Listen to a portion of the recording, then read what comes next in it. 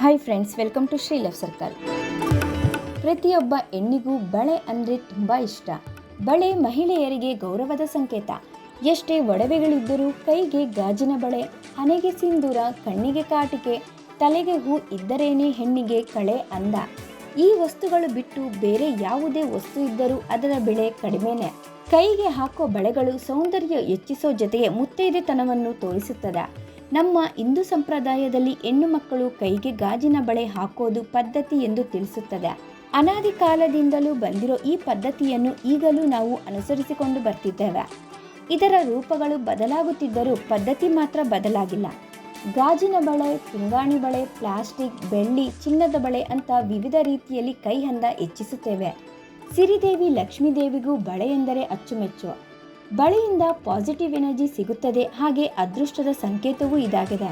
ಪವಿತ್ರವಾದ ವಸ್ತು ಆಗಿರೋ ಬಳೆಯನ್ನು ಯಾವಾಗ ತಗೋಬೇಕು, ಯಾವ ಬಣ್ಣದ ಕೈಗೆ ಬಳೆ ಹಾಕಬೇಕು, ಎಷ್ಟು ಹಾಕಬೇಕು ಅನ್ನೋದು ಮುಖ್ಯವಾದ ವಿಚಾರ. ಅಷ್ಟೇ ಅಲ್ಲ, ಬಳೆ ಹಾಕ್ಕೊಂಡರೆ ಆಗೋ ಲಾಭಗಳೇನು ಅಂತ ತಿಳಿದು ಹಾಕೋದು ಸಹ ಮುಖ್ಯನೇ.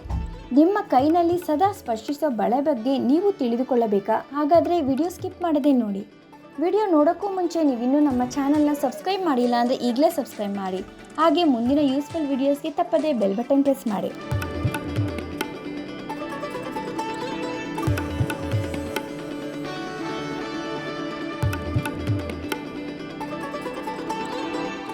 ಬಳೆಗಳು ನಮ್ಮ ಆಚಾರಗಳಿಗೆ ಸಂಬಂಧಿಸಿದ ಪವಿತ್ರವಾದ ವಸ್ತು. ಅಷ್ಟೇ ಅಲ್ಲ, ಇದರ ಹಿಂದೆ ಸೈಂಟಿಫಿಕ್ ರೀಸನ್ ಸಹ ಇದೆ. ಹೆಣ್ಣು ಮಕ್ಕಳ ಕೈನಲ್ಲಿ ಬಳೆಗಳಿದ್ದರೆ ರಕ್ತ ಪರಿಚಲನೆಗೆ ಅಡೆತಡೆ ಇರಲ್ಲ, ಹಾರ್ಮೋನ್ ಇಂಬ್ಯಾಲೆನ್ಸ್ನಂತಹ ಸಮಸ್ಯೆಗಳು ದೂರವಾಗುತ್ತದೆ. ಬಳೆಗಳ ಸದ್ದಿನಿಂದ ಮನಸ್ಸಿಗೆ ಆನಂದ ಉಂಟಾಗುತ್ತದೆ. ಇದರಿಂದ ಒತ್ತಡ ನಿವಾರಣೆಯಾಗುತ್ತದೆ ಎಂದು ಸೈಂಟಿಫಿಕಲಿ ಪ್ರೂವ್ ಆಗಿದೆ. ಕೆಲ ಅಧ್ಯಯನಗಳ ಪ್ರಕಾರ ಮೆಟಲ್ ಬಳೆಗಳು ಸಹ ನಮ್ಮ ಆರೋಗ್ಯಕ್ಕೆ ಒಳ್ಳೆಯದು ಎನ್ನಲಾಗಿದೆ. ಮೆಟಲ್ ಬಳೆಗಳಿಂದ ಮೂಳೆಗಳ ಸಾಂದ್ರತೆ ಬಲಪಡುತ್ತಂತೆ. ಹಾಗೆ ಬಳೆಗಳು ನರಕ್ಕೆ ತಾಗುವುದರಿಂದ ರಕ್ತ ಒತ್ತಡ ಕಂಟ್ರೋಲ್ನಲ್ಲಿರುತ್ತಂತೆ. ಇವೆಲ್ಲ ಆರೋಗ್ಯಕ್ಕೆ ಸಂಬಂಧಿಸಿದ ವಿಷಯವಾದರೆ, ಇನ್ನು ಆಧ್ಯಾತ್ಮಿಕವಾಗಿ ನಮಗೆ ಬಳೆಗಳು ಯಾವ ರೀತಿ ಪರಿಣಾಮ ಬೀರುತ್ತದೆ ಎಂದು ನೋಡೋಣ. ಗಾಜಿನ ಬಳೆಗಳನ್ನು ಶುಭ ಸಂಕೇತವಾಗಿ ಪರಿಗಣಿಸಲಾಗುತ್ತದೆ.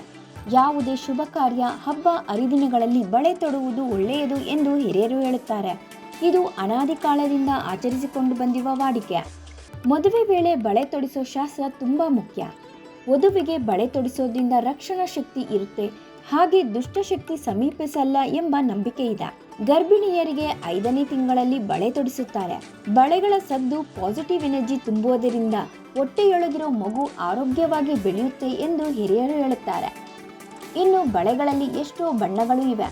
ಎಷ್ಟೇ ಬಣ್ಣಗಳಿದ್ದರೂ ಹಸಿರು ಹಾಗೂ ಕೆಂಪು ಬಳೆಗಳಿಗೆ ತುಂಬ ಪ್ರಾಧಾನ್ಯತೆ ಇದೆ.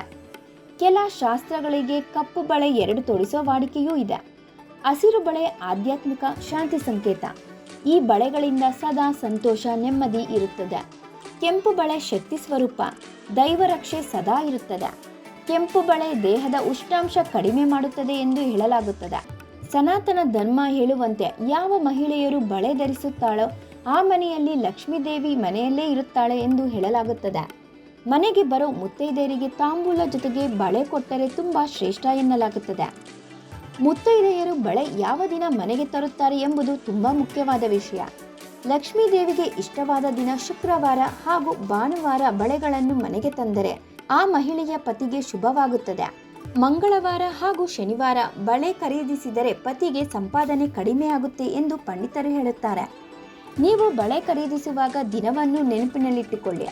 ಈ ವಿಡಿಯೋ ಇಷ್ಟ ಆಗಿದ್ದರೆ ಲೈಕ್ ಮಾಡಿ, ಹಾಗೆ ಮತ್ತಷ್ಟು ಜನರಿಗೆ ಶೇರ್ ಮಾಡಿ.